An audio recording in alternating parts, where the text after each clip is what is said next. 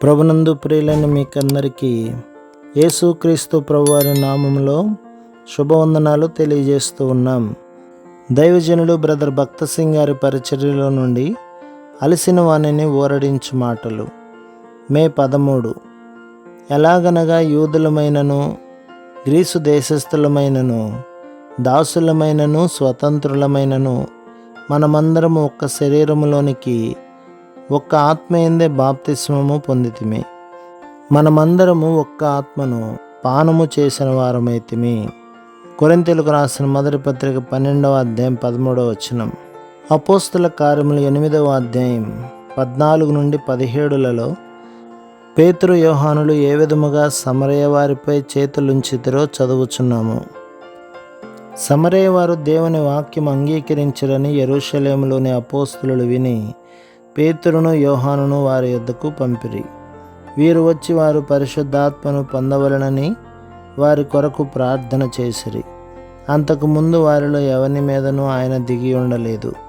వారు ప్రభువైన యేసు నామమున బాప్తిస్మం మాత్రం పొంది ఉండిరి. అప్పుడు పేతురును యోహానును వారి మీద చేతులుంచగా వారు పరిశుద్ధాత్మను పొందిరి. సామాన్యముగా సమరయులు నమ్మినప్పుడు పరిశుద్ధాత్మను పొంది ఉండవలసినది. ఈ ప్రత్యేకమైన సందర్భంలో ఒక ఉద్దేశంతోనే ప్రభు పరిశుద్ధాత్మను అనుమతించలేదు. వారి మీద చేతులుంచిన తర్వాతనే వారు పరిశుద్ధాత్మను పొందిరి.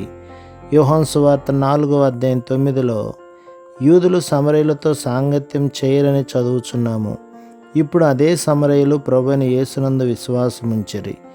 ప్రభువు వారు నూతన జన్మ అనుభవం పొందిన వెంటనే పరిశుద్ధాత్మను ఇచ్చిన ఎడల యూదులు తాము పెంతెకోస్తు నాడు పొందిన ఆత్మ ఈ సమరయులు పొందిన ఆత్మ కంటే శ్రేష్టమైనదని చెప్పేవారే.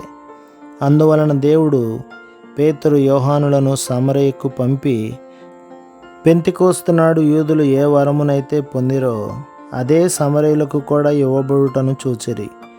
అప్పుడు పేతురు యోహానులు వారందరూ సమానులని సహోదరులని తెలుపుటకు వారిపైన చేతులు నుంచిరి.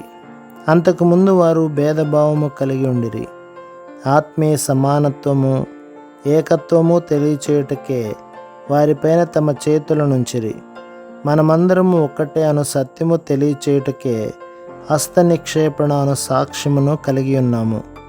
ధనవంతులని పేదలని ఉన్నతులని దీనులని చదువుకుని వారని చదువు లేని వారని ఇటువంటి భేదమేమీ లేవని వెల్లడి చేయుదుము. మనమందరము ఒక్కటే.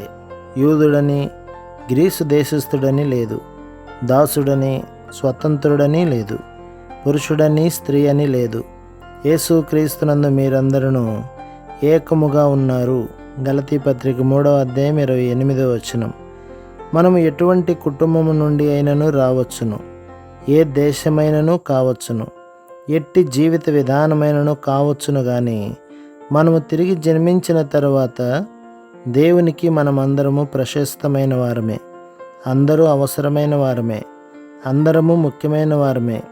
హస్త నిక్షేపణ ద్వారా మనం ఈ సత్యమును వెల్లడి చేయదుము. ప్రభు మిమ్మును మీ కుటుంబమును మీ సంఘమును దీవించి ఆశీర్వదించునుగాక. ఆమేన్.